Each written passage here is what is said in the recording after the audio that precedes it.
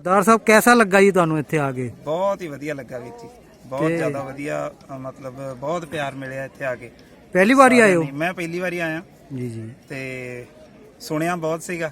ਹਾਂ, ਪਹਿਲੀ ਵਾਰੀ ਆਇਆ ਤੇ ਜੋ ਸੁਣਿਆ ਸੀਗਾ ਉਹਦੇ ਤੋਂ ਵੀ 100 ਗੁਣਾ ਵੱਧ ਪਿਆਰ ਮਿਲਿਆ। ਤੇ ਇੱਥੇ कैसा इंतजाम है, मैनेजमेंट वगैरह ठीक है? ਬਹੁਤ ਵਧੀਆ, अच्छा इंतजाम है? ਜ਼ਿਆਦਾ ਵਧੀਆ। ਮਤਲਬ ਪੂਰੀ ਖੁਸ਼ੀ ਹੋਈ ਆ ਕੇ ਇੱਥੇ। ਜੀ ਜੀ। ਕੱਲੀ ਕੱਲੀ ਚੀਜ਼ ਦਾ ਖਿਆਲ ਰੱਖਿਆ ਜਾਂਦਾ ਵਾ, ਸਾਰਿਆਂ ਦਾ।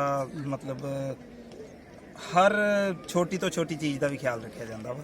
ਤੇ ਲੰਗਰ ਤੁਸੀਂ ਖਾਦਾ? ਹਾਂਜੀ ਜੀ, ਹਾਂਜੀ, ਅਸੀਂ ਆਪ ਪਕਾਇਆ ਵੀ ਆ। ਅੱਛਾ, ਪਕਾਇਆ ਵੀ ਅੱਜ? ਵਾਹ ਜੀ ਵਾਹ। ਅਸੀਂ ਸੇਵਾ ਵੀ ਕਰਦੇ ਆ ਕਿ ਸਾਡੀ ਧਰਮ ਨੇ ਸਾਨੂੰ ਸਿਖਾਇਆ ਵਾ, ਕੌਮ ਦੇ ਵਿੱਚ ਜਾਂ ਸਿੱਖਾਂ ਦੇ ਵਿੱਚ ਨਾ, ਵੀ ਅਸੀਂ ਸੇਵਾ ਨੂੰ ਬਹੁਤ ਜ਼ਿਆਦਾ ਤਰਜੀਹ ਦਿੰਨੇ ਆ। ਤਰਜੀਹ ਦਿੰਦੇ ਹੋ? ਤੇ ਅਸੀਂ ਸਿਰਫ ਲੰਗਰ ਹਾਲ ਚ ਲੰਗਰ ਛਕਣ ਹੀ ਨਹੀਂ ਜਾਂਦੇ, ਹਮੇਸ਼ਾ ਸੇਵਾ ਵੀ ਕਰੀਦੀ ਆ।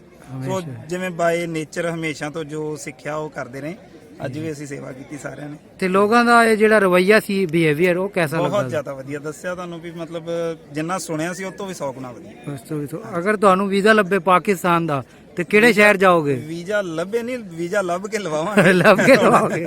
ਕਿਹੜਾ ਸ਼ਹਿਰ ਪਸੰਦ ਹੈ ਤੁਹਾਨੂੰ? ਸਾਰੇ ਆਪਣਾ ਅਸੀਂ ਮੈਂ ਜੇ ਸ਼ਹਿਰ ਤੇ ਕੋਈ ਘੁੰਮਿਆ ਨਹੀਂ ਪਾਕਿਸਤਾਨ ਦਾ, ਪਰ ਸੁਣਿਆ ਬਹੁਤ ਆ। ਸੁਣਿਆ ਬਹੁਤ। ਤੇ ਅੰਮ੍ਰਿਤਸਰ ਤੋਂ ਆ ਤੇ ਲਾਹੌਰ ਬਹੁਤ ਨੇੜੇ ਆ। ਅੱਛਾ, ਇੱਕ ਵਾਰੀ ਲਾਹੌਰ ਤੇ ਜ਼ਰੂਰ ਜਾਊਂਗਾ ਨਾ। ਕਹਿੰਦੇ ਨਹੀਂ ਹੁੰਦੇ ਵੈਸੇ ਵੀ ਜਿਹਨੇ ਲਾਹੌਰ ਨਹੀਂ ਵੇਖਿਆ ਉਹਨੇ ਕੁਝ ਨਹੀਂ ਵੇਖਿਆ। ਮੈਂ ਲਾਹੌਰ ਤੋਂ ਹੀ ਆਇਆ। ਤੇ ਜ਼ਰੂਰ ਵੇਖਾਂਗੇ।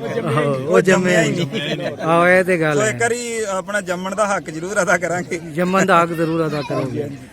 ਅੱਛਾ, ਇਹ ਕਹਿ ਦਿਓ ਚੈਨਲ ਸਬਸਕ੍ਰਾਈਬ ਕਰ ਲਓ ਜੀ। ਜ਼ਰੂਰ ਜੀ, ਜ਼ਰੂਰ ਇਹਨਾਂ ਦਾ ਚੈਨਲ ਸਬਸਕ੍ਰਾਈਬ ਕਰ ਲਓ ਤੇ ਬੈਲ ਵਾਲਾ ਬਟਨ ਵੀ ਦਬਾ ਦਿਓ। ਜੀ, ਸਾਰੇ ਪੰਜਾਬ ਨੂੰ ਹੀ ਕਹਿ ਦੇਣਾ ਜੀ। ਬੜੀ